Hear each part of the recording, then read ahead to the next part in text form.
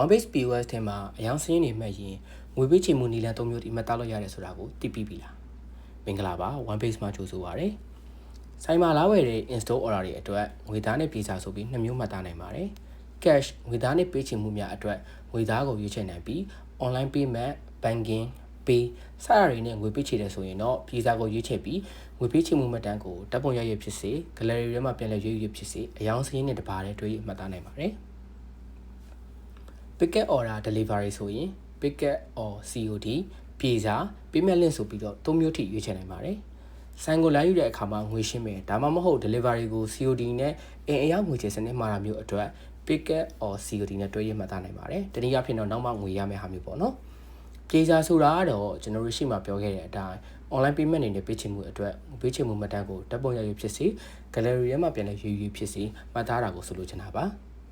payment link ဆိုတာကတော့ဝယ်ယူသူ customer ထံကိုသူမှာယူတဲ့ကုန်ပစ္စည်းတွေနဲ့တကွာငွေပေးချေရနည်းတဲ့များကို online link တစ်ခုပေးပို့ပြီးရောင်းသူနဲ့ဝယ်သူကြား order confirm ပြုလုပ်ခြင်းနဲ့တခါတည်းငွေလက်ခံခြင်းတို့အတွက်အသုံးပြုနိုင်ပါတယ်